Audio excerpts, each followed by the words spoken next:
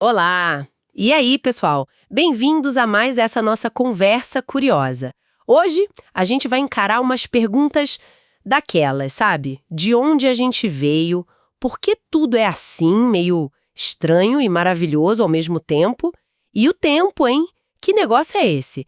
Para ajudar a gente nessa viagem, vamos usar as anotações super valiosas do professor Júlio Facó sobre um clássico, Uma Breve História do Tempo, do gênio Stephen Hawking. E antes de começar, aquele pedido amigo, né? Se inscreve aí no canal, clica no gostei, compartilha com a galera, é para dar aquele gás pro trabalho do professor Júlio Facó, que leva conhecimento massa para fora da faculdade e o melhor, de graça. A missão aqui é descomplicar essas ideias gigantes do universo de um jeito leve, divertido, sem aquele fisiquês que ninguém entende. Bora lá? Bora. E olha, é importante lembrar que esse livro do Hawking foi um estouro, né? Quem imaginaria um livro de física teórica vendendo que nem água? Isso só mostra como o pessoal, no fundo, tem essa curiosidade sobre o nosso lugar no cosmos. E essa busca pela tal teoria de tudo, sabe? Aquela que junta o universo imenso das galáxias com o mundinho das partículas. É a grande aventura da física moderna. Hawking era mestre em contar essa história. Legal, bom. Para começar, vamos voltar lá atrás, naquelas ideias que hoje parecem até cômicas, né? A Terra paradinha no centro, se achando a rainha do universo. Pois é, né? Aristóteles, Ptolomeu, eles dominaram essa visão por séculos. Terra no meio, tudo girando em volta em órbitas circulares perfeitinhas. Consideradas divinas, talvez. Mas o mais curioso, e as notas do professor Facó apontam bem isso, é que Aristóteles já tinha sacadas ótimas para a Terra ser redonda. A sombra na Lua, nos eclipses, como os navios aparecem no horizonte. Ele já desconfiava, viu? Mas aí a ciência chegou para bagunçar o coreto, né? Copérnico falou, opa, pera aí, é o Sol no centro. Kepler chegou e disse, e nem é círculo perfeito, é tipo um ovo, uma elipse. E Galileu, com a lunetinha dele, viu luas girando em Júpiter. Acabou a festa da Terra como centro de tudo. Checkmate. Exatamente. E aí, chega Newton. Revolução total com a gravitação universal. A sacada genial de que a mesma força que puxa a maçã para baixo, se é que a história da maçã é verdade, né? É a que segura a Lua na órbita da Terra, os planetas em volta do Sol. Uma lei só para o céu e para a Terra. E um ponto-chave. Newton mostrou que não existe repulso absoluto. Tudo se move em relação a outra coisa. Isso balançou legal a ideia da Terra parada. Só que esse universo do Newton, paradão, eterno, tinha um BO, né? Se a gravidade só puxa, por que tudo já não virou uma bola só há zilhões de anos? Exato. Era a pergunta que não queria calar. E demorou, viu? Só lá para 1929, com o astrônomo Edwin Hubble, que veio a resposta. E foi uma bomba, baseada no que ele via lá longe. E o que ele viu? Que as galáxias estavam dando tchauzinho, basicamente. Hubble sacou que as galáxias mais distantes estão sim se afastando da gente. E quanto mais longe, mais rápido elas fogem. É como se o espaço estivesse esticando, sabe? E carregando as galáxias junto. O universo está crescendo. Ele mediu isso olhando a luz delas, que chegava aqui, mais avermelhada. O famoso desvio para o vermelho. Que nem o som da ambulância, que fica mais grave quando está indo embora. Perfeito. A luz é onda também. Quando a fonte se afasta, a onda estica, o comprimento de onda aumenta. E no espectro de cores, isso desvia para o vermelho. Foi a prova. O universo não está parado, não. Está em expansão. E se está expandindo? Quer dizer que antes era menorzinho? Se a gente rodar o filme para trás? A gente chega na origem. O Big Bang. Há uns 13,8 bilhões de anos, tudo que a gente conhece, matéria, energia, o próprio espaço, até o tempo, estava espremido num pontinho inicial, super quente e denso. E não foi uma explosão dentro do espaço. Foi a explosão do espaço e do tempo. O início de tudo. Caramba! Então o tempo começou ali também, não tinha antes do Big Bang. Olha, pela teoria da relatividade geral do Einstein, que é a que descreve a gravidade, o universo em grande escala, Sim. a teoria prevê que nesse ponto inicial existiria uma singularidade. Um ponto onde a densidade seria infinita E as leis da física que a gente conhece, bom, elas simplesmente param de funcionar, quebram. E aqui o professor Foucault anota justamente essa provocação, né? Esse beco sem saída da física clássica sempre gerou debate. Será que aí é o limite da ciência, onde a física meio que passa a bola para a metafísica, para a pergunta sobre uma causa primeira? Faz todo sentido essa questão. Se a melhor teoria que a gente tem não consegue explicar o comecinho de tudo, abre margem para outras ideias, né? Mas a ciência não desistiu, claro. De jeito nenhum. A própria relatividade geral, mesmo prevendo a singularidade, meio que não gostava muito dela. O Einstein mesmo, no começo, ele resistiu à ideia do universo se expandindo. Tentou até dar uma remendada nas equações dele para manter o universo estático. Depois ele disse que foi o maior erro dele. Mas a confirmação da expansão veio com força. Primeiro com os modelos matemáticos, do Friedman, que já mostravam universos em expansão, e depois, de um jeito espetacular, em 1965. O que rolou em 65? Acharam a certidão de nascimento do Big Bang. Quase isso. 2 engenheiros, Penzias e Wilson, sem querer querendo, detectaram um chiado, um ruído de fundo vindo de todo lugar no céu. Era a radiação cósmica de fundo em micro-ondas. Basicamente, a luz que sobrou, o calorzinho daquela fase super quente do universo bebê. É tipo a foto mais antiga do cosmos. Confirmou bonito o passado quente e denso do Big Bang. Que demais! Mas e a tal da singularidade? Se a teoria do Einstein trava lá no começo, quem que destrava isso? Aí, minha amiga, entra a outra gigante da física do século XX, a mecânica quântica. A física do muito, muito pequeno, dos átomos das partículas. Para entender o universo no seu primeiro suspiro, a gente precisa dela. E o que essa quântica tem de tão diferente? Ela bagunça o nosso coreto mental. O principal talvez seja o princípio da incerteza do Heisenberg. Ele diz basicamente que não dá para saber tudo de uma partícula ao mesmo tempo.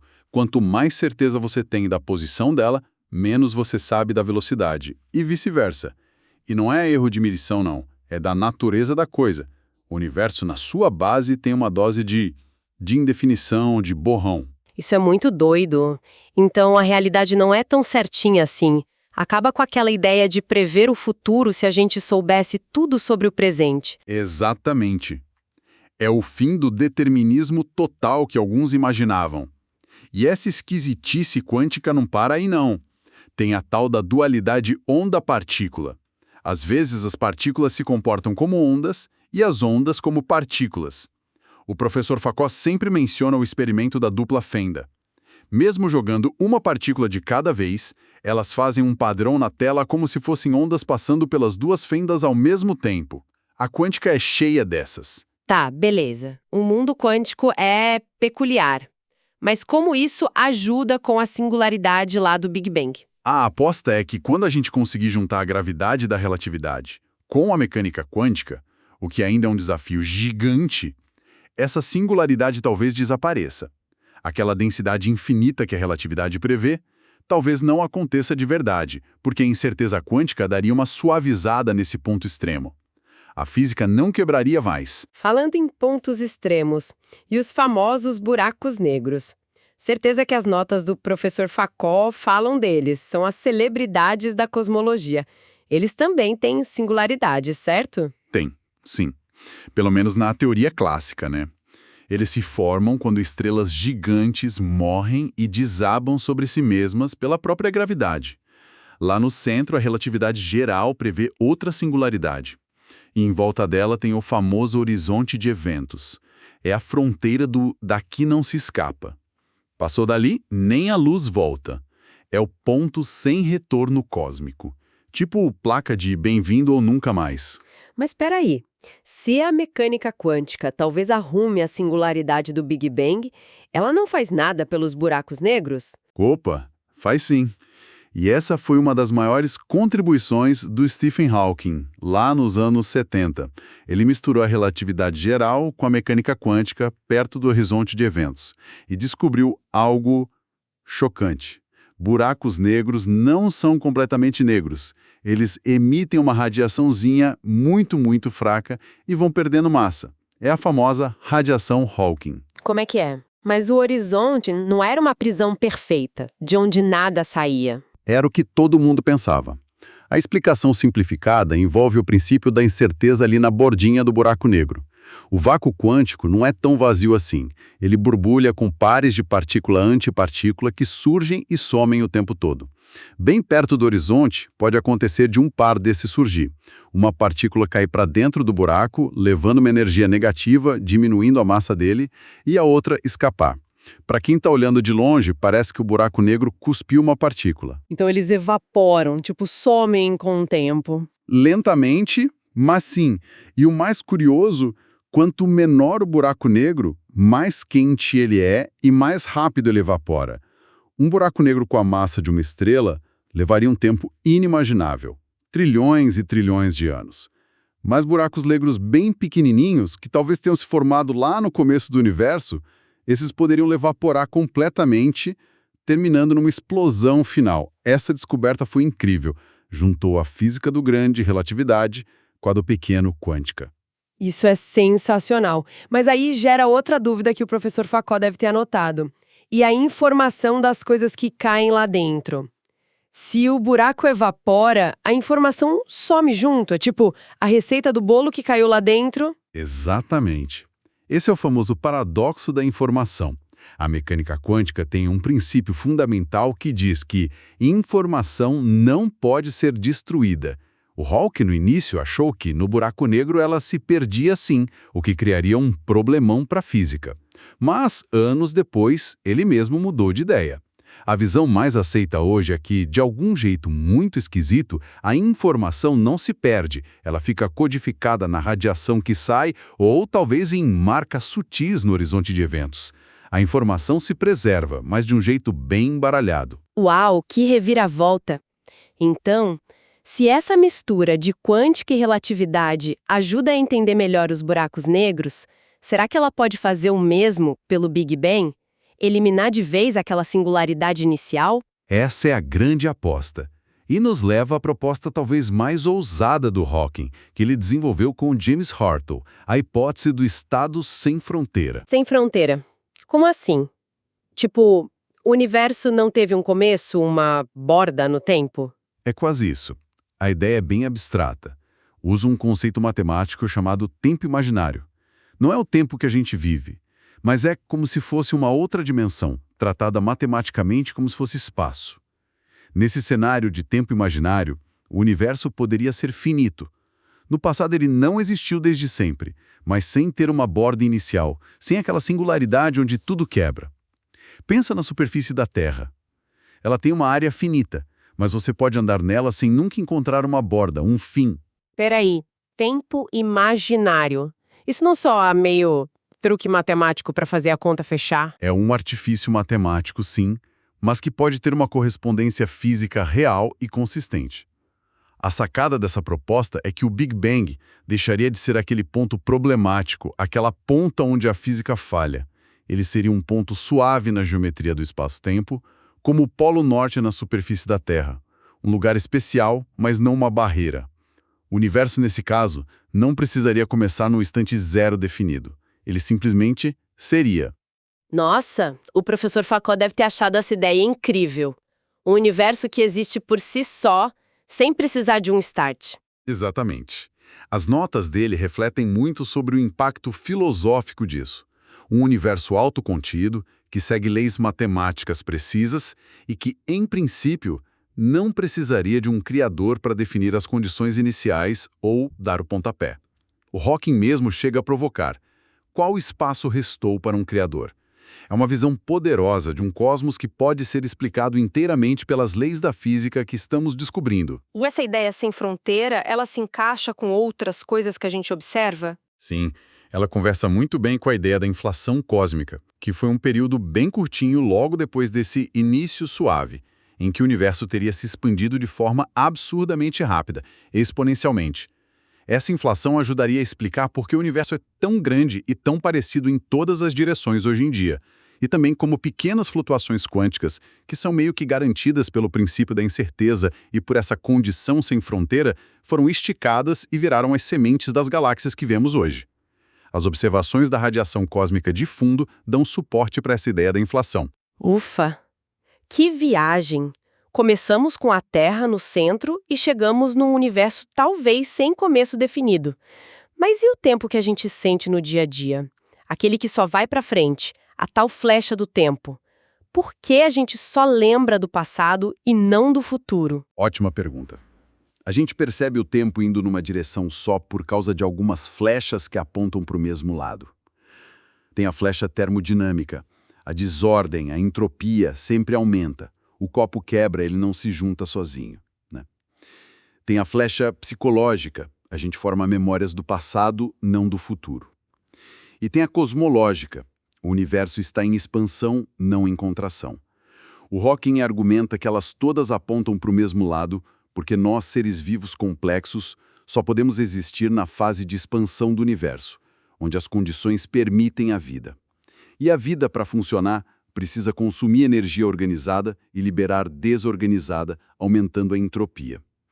Nossa memória seguiria essa mesma direção termodinâmica. Entendi. E aí a gente chega no ponto final das reflexões do professor Foucault que você mencionou antes, né? A relação entre essa ciência toda e a questão de um criador. Isso. Ele faz um balanço interessante. Lembra como a singularidade inicial na física clássica era vista por alguns quase como a prova científica da criação?